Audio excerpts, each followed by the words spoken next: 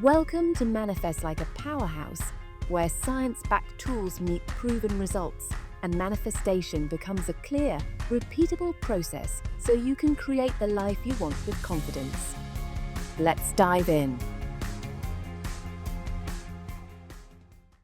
Welcome back to Manifest Like a Powerhouse. I'm Tammy Jo. Hi, I'm Anita Scott, and today we're going to dive into a core reason so many people feel stuck in their manifestation process, even when they think they're doing everything right. Yes, you've been saying the affirmations, writing in the journal, making the vision board, and still asking, why hasn't it shown up? Yeah. This episode will clear that up because it's not that you're not doing, it's more likely that you're just tuned into the wrong frequency. So today we're going to show you how to shift that up.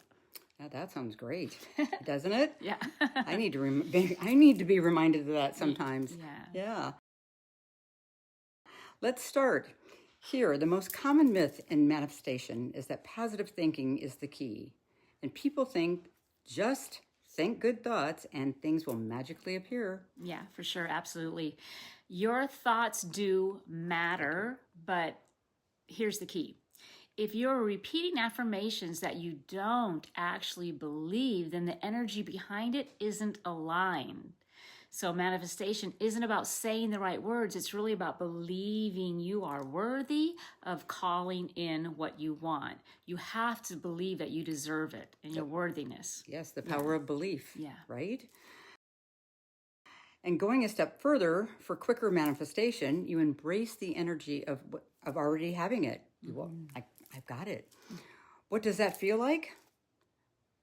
Put on that coat of what it feels like actually like what you desire, and wear it. Mm-hmm. Yes. That's where the alignment happens, when your thoughts, beliefs, and emotions are all working together. And here's the beauty. When you do that consistently, you don't have to hustle or force things. You just become the version of you who has it, and reality catches up with you. And that manifestation through frequency and not effort. Yes, 100%. All right. Let's give an example to bring that home. Have you ever repeated affirmations like, I'm abundant, while feeling completely broke or anxious? That's the disconnect. You're saying one thing, but your energy is totally something different. Yeah, I can relate. I've done that before. Me too. Yeah. And the universe is responding to your dominant thoughts, which exude specific frequencies. So if you're thinking about and therefore exuding frequencies of fear, lack, or doubt, that's what gets mirrored back, no matter how beautiful your vision board may be. Right. And that's where people get frustrated. They say, I've been doing the work. But in actuality, they're focusing more on what's missing instead of what's wanted. And that's a very different frequency. Mismatch. Right. Let me break that down real quick, because there's another gap here I want to talk about. When you're focusing on either what's missing or what's wanted, both of those frequencies are thoughts. Of lack, or of not having, right? Yes, lack. Yep. Do you see the that gap? I do see that. Yeah. The frequency of the missing what you want and wanting something are both lack of that thing. And because manifestation requires a match, you're continuously holding what you want at an arm's distance instead of a frequency match, which is required to manifest what you want. So the experience is already here. It's amazing. The present tense statement, that shift into the present tense energy is everything. When you say this is already mine and you feel the truth of that, not just say it, but you embody it, you do become a vibrational match. That is the real work of manifestation.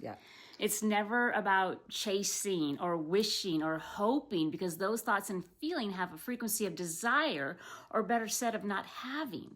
So you'll continually not hatch, like you said. Yes. So it's about showing up already as the version of who already lives that reality. That is the frequency that the universe is going to respond to, because now there's nothing to close the gap on. You've already claimed it. Yeah. Yes. And when you fully claim it, You stop needing it. And that's another sign you're aligned. The energy of needing keeps it away. But when you've tuned into, of course, this is mine, this is who I am, right?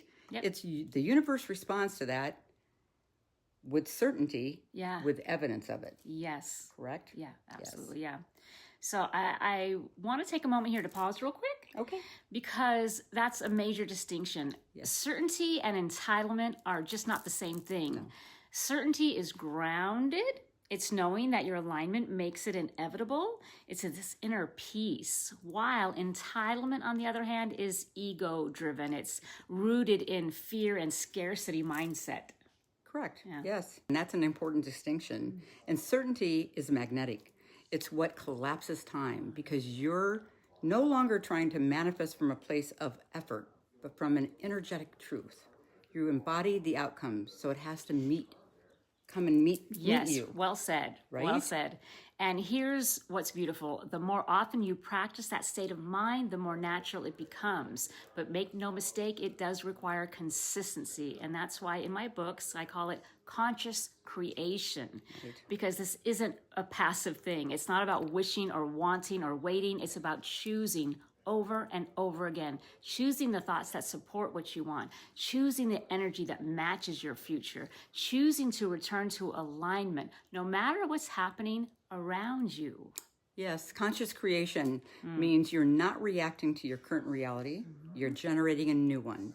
Internally, emotionally, energetically, and you hold that inner reality long enough, the world will conform and bring it to you. Yes, it is deliberate, intentional, and it works because the universe is always responding to the signal you're putting out, whether you're aware of it or not.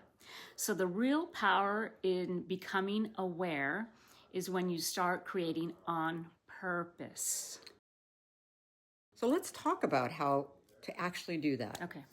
How to become aware and create on purpose. Because it's one thing to understand this intellectually.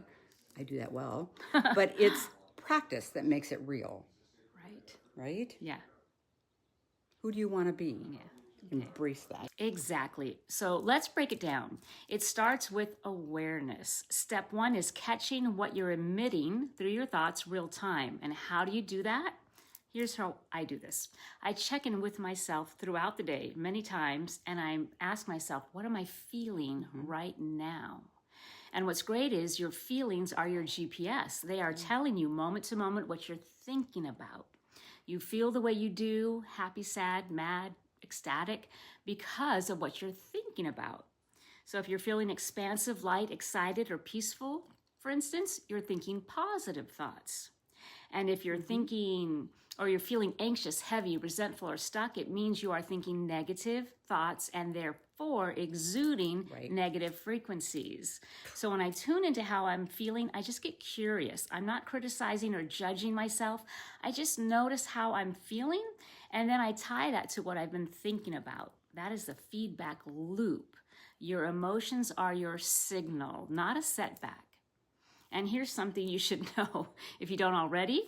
We have between 60,000 to 80,000 thoughts a day, and about 95% of them are going completely unnoticed by us. They are subconscious. In the background. But they're not invisible to the universe. The universe is picking up all of them. It's always reading our signal, even when we're not. So for me, the easiest way to know what I'm thinking about at any given moment is to track it's not to track every thought. That would be impossible. Right. I simply tune in again to how I'm feeling. And if I notice I'm feeling anxious or I'm frustrated or I'm discouraged, I pause and I say, ooh, okay, what have I been thinking about? What thoughts are creating those feelings? Yes. Yeah. Being an observer. Yes. Yes. Then I give myself grace. I honor those emotions by letting myself fully feel those emotions. But then as soon as it's possible, I use the pivot. I love the pivot. Yeah, there are a couple ways I pivot. One is to go into solution mode. So, all right, I'm not feeling so great. What can I do about this? What would make me feel just a little bit better? Now, if the emotion is too strong and I can't come up with a solution for whatever reason, then I'll use my pivot option 2, which is where I will intentionally turn my attention away from the problem completely and towards anything that brings me joy.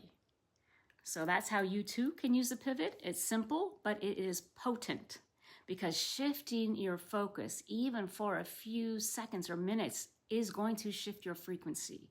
And that shift changes everything. Everything. Yes, yes, yes. I have to say, I use the pivot too. And it's a lifesaver because sometimes I don't have the bandwidth to solve anything. I'm tired, overwhelmed, or just not in a resourceful state, just Fair. Tammy Joe, right? And it's time to stop thinking about the problem entirely and reach for something that brings even a spark of joy. Yes. Sometimes that's putting on a song or dancing around like nobody's watching. I do that. Sometimes it's stepping outside, feeling the sun on my skin, or texting someone who makes me laugh. It's small, but it shifts my energy. And that is what brings us to something I love, the 17-second rule. Oh, that's a good one. Yes, Tammy well, Jo. I That's a good know. one. That's Esther Hicks, too. Yeah. She talks about that. Yes. This is one of my favorite tools, and honestly, it explains why the pivot works so well. Here's the concept. When you hold a pure focused thought for just 17 seconds, you begin to attract those thoughts into alignment, into the same frequency, and that thought becomes attracting similar energy. And therefore, that's when you feel the momentum start building. When you do this on purpose, you're no longer reacting, but you're broadcasting. Yes, exactly. That's a really good point to tie into that. And you want to practice holding this vision and the thoughts of you already in a manifested reality so often that it just becomes second nature. It's just part of the way you live and the way you operate in the world. And when you do, you will see how manifestation stops being about effort and starts being about allowing. It's about allowing the good that's already here for you, just waiting for you to align to it. So the question becomes, can you hold the thoughts of yourself as healthy, wealthy, successful, long enough, consistently enough for the outside world to catch up with you, allowing the health, wealth, love, and success that's just waiting for you to match it? Right. And that's right there. That's the art and science of alignment. We can break it down to a 5-step process, and it starts with 1, belief. Believing you're worthy of living it, or as like I say, worthy of all good things. 2, tuning into the present tense version of your reality, the now. 3, becoming more and more aware of what you're thinking about by checking in with how you're feeling. Right? Yeah. I mean, that's Yes, important. this is good. And 4, when those feelings feel off, you pivot, either by reaching for a solution or shifting a positive thought that simply feels better. And from there, 5, you use the 17-second rule by intentionally focusing on how it feels to already have what you want and holding that image and that emotion and that future as a now feeling for at least 17 seconds. Because that's the window where momentum starts to build. So you're broadcasting high vibe energy that's aligned and magnetic, acting like a magnet, drawing what's wanted into your experience. Yeah. This formula is available to everyone. Right, these 5-step formula. That's wonderful. Nice job breaking down the 5 steps, really, of conscious creation. Correct. Yeah, Yes. Good job. Now, this isn't about perfection. It's about awareness and practice. And the more you do it, really, I've done this myself, the easier and the more natural it becomes. Yes. And when it becomes your way of life, that is when really the magic happens. And it does. I can tell you. So if you've been stuck, if things have felt delayed, it's not because you're blocked. You're just being invited to check your signal. Get curious. What am I really broadcasting? Yeah? What do I really truly believe is possible for me? And if you get knocked down, and you will because you're human, you can come back, right? That's where grace comes in. Alignment doesn't mean you're never wobbling. It just means you return, pivot faster. It just takes practice. The hardest step for me was that present tense thing. Right. Living my life as if I already had achieved what I wanted.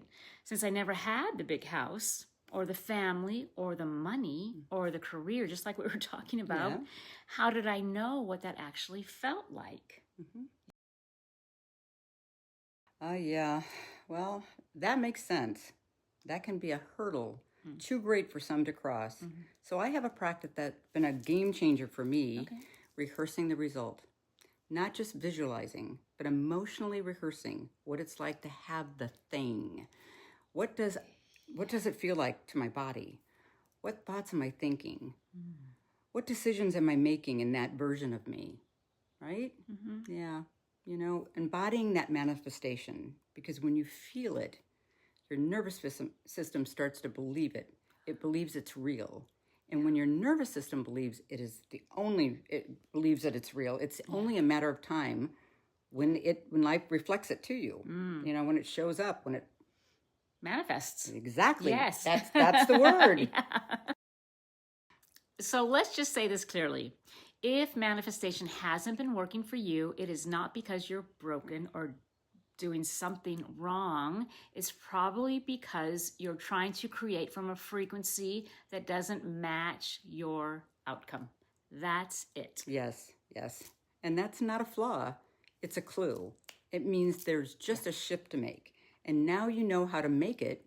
You know how to pivot. Pivot. Yes. You know how to check your feelings. Yeah. You know how to use the 17-second rule to start new momentum. Right. You are not powerless. You are powerful, so powerful. You're always broadcasting. So the question becomes, what are you broadcasting now? And are you willing to invest the effort needed to shift it? So good. Yes. And one more reminder, the universe isn't judging your signal. It's simply responding to it. So don't get caught up in the shame or guilt. I do. Don't. No, don't do it. Just notice the shift and keep going. Yeah. Oh, yeah. I've had to do that. Right. The universe, by the way, is completely neutral. It doesn't care whether or not you're a good or bad person. Doesn't care if you yelled at your kids this morning. Doesn't care if you volunteered at a shelter last night. The universe is really just a processor. You can think of it like a browser, like Google. Yeah, I call it myself. I call it the universe's search engine, or my thoughts are the input. And instead of returning content, the universe's search engine is returning my real life experiences that matches my input. Yeah. And that's it. Right. I like it. That's such a powerful way to put it. It's not personal. No. It's a processor. Yes. The universe isn't checking your moral scorecard. It's scanning your signal. Yeah. And like any search engine, it doesn't give you what you meant to type in. It gives you what you actually entered. Yes. So if you're searching for lack or fear or unworthiness, and that's what gets tuned in.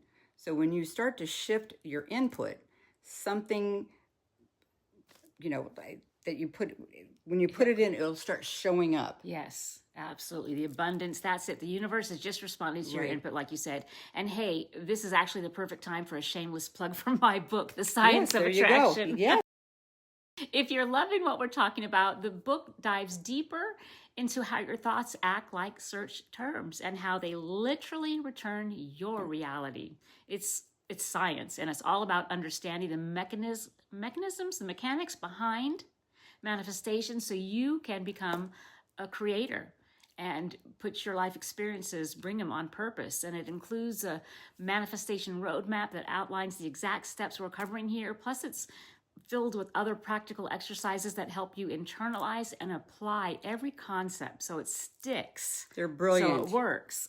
And it's not magic. It's the mechanisms of science. And the science of attraction lays it all out in this powerful language. So if you want to take we're starting here today even further, grab a copy. We'll drop the link in the notes or whatever it is that goes underneath us. I don't know. I'm not even sure. Can you do that? Yes, okay, I'll do it. Woof. That was a big one. If this resonated, go back and listen again, because these are the tools that can change everything. Yeah, I love that 5-step plan for sure. That was good. I say don't just listen. Try the 17-second rule today. Practice the pivot. Yeah. Rehearse the results in your mind. These small shifts create big outcomes. Yeah, and we'd love to hear what lands for you. Screenshot this episode, tag us, share your favorite takeaway. We are so here to the conversation. Yeah. And if you are loving this show, please leave a review. It helps other manifestors like you find this work, and we are just getting started. Yes.